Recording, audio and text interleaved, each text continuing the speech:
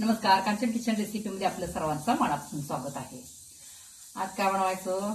आज आपण मिठाईच बनवायची आहे, पण आज काही गॅस वगैरे साखरेचा पाक वगैरे असं आता याच्यामध्ये काही नाही।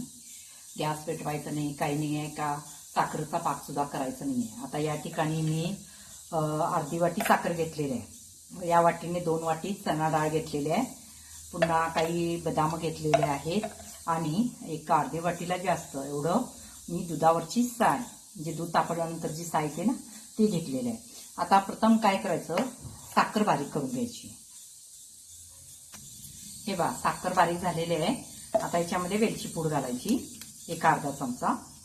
आता काय करायचं, याच्यामध्ये ही जी दुधावरची साय घेतलेली आहे ना ती याच्यामध्ये घालायची।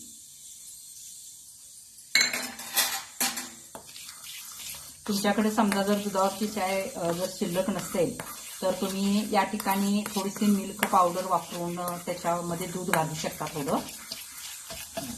ते चांगलं फेटून घ्यायचं। आता काय करायचं,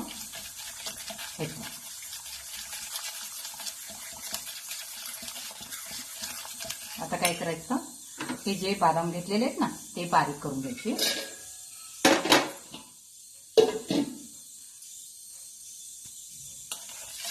ह्या ठिकाणी हे बदाम सुद्धा मी बारीक करून घेतले, जास्त पीठ करायचं नाहीये।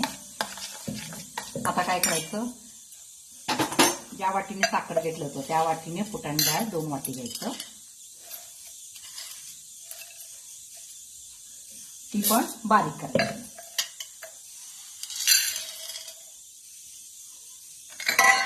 हे पण हे 1 वाटी आणि हे 1 वाटी असं हे 2 वाटी आता हे बारीक करून घेऊया। हे पहा, ही फुटाण्याची डाळ सुद्धा मी बारीक करून घेतलेली आहे। आता काय करायचं, याच्यामध्ये फूड कलर घालायचा थोडा खाण्याचा। तुम्ही खात असाल तर घालू शकता, पण मिठाईला कलर छान येतो। जर समजा तुमच्या मिक्सरमध्ये जर हे चांगलं पीठ होत असेल तर चाळून घ्या।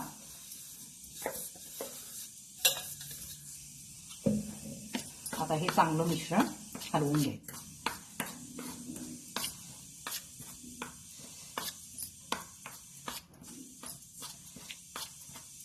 याच्यामध्ये आपण गॅस वगैरे याचा काहीच वापर केलेला नाही, एकदम सोपी आहे मिठाई, झटपट होते।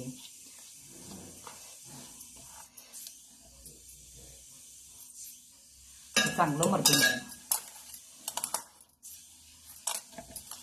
तूप वगैरे काही सुद्धा लागत नाही।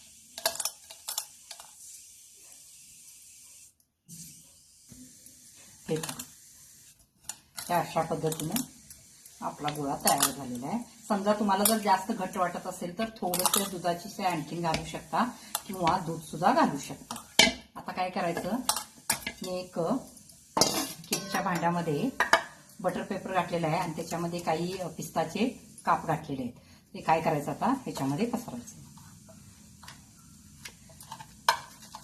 आहे ना सोपी, एकदम सोपी आहे, खायला पण टेस्टी, करून बघा।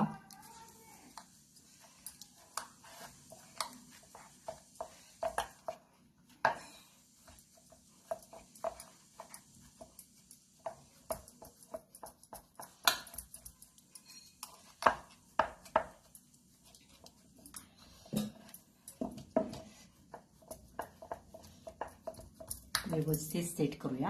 हे पहा व्यवस्थित सेट झालेले आहेत। त्याच्यावर आणखीन काही आपण पिस्ताचे तुकडे घालू शकतो।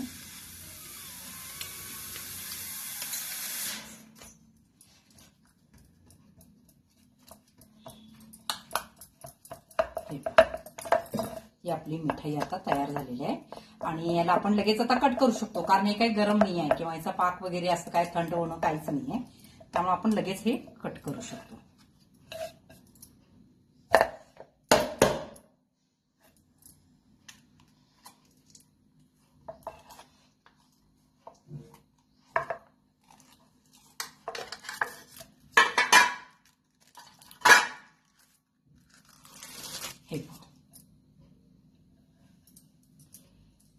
मस्त झाले ना।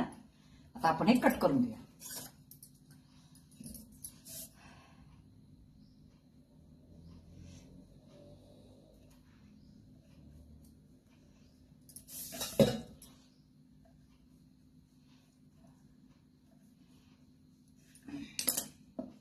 हे पहा, आपली मिठाई तयार झालेली आहे.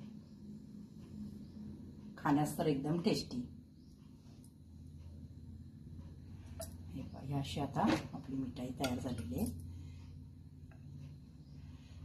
आता रक्षाबंधन वगैरे आलेलं आहे, त्यासाठी मिठाई घरच्या घरी तुम्ही अगदी गॅस न पेटवता करू शकता. दिसायला पण आकर्षक आणि खायला तर एकदम टेस्टी. आणि आपण याच्यामध्ये बदाम आणि चणा भाजलेला होता, त्यामुळे आपल्याला ते काय भाजण्याची वगैरे गरज भासलीच नाहीये. आणि साखरेचा पाक वगैरे काही गरजच नाहीये, कारण ऑलरेडी कसं असतं, दुधाची साय जी घेतो ते आपण साखरेत घातलेलं होतं, त्यावेळेला ते चिकटपणा त्याचा तयार होतो आणि त्याच्यामध्ये ही फुटाण्याची डाळ, त्यामुळे आणखीनच चिकटपणा येतो. त्यामुळं पाक वगैरे करायची काहीच गरज नाहीये. कशी वाटली रेसिपी? आवडली असेल तर लाईक करा, सबस्क्राईब करा, शेअर करा. धन्यवाद.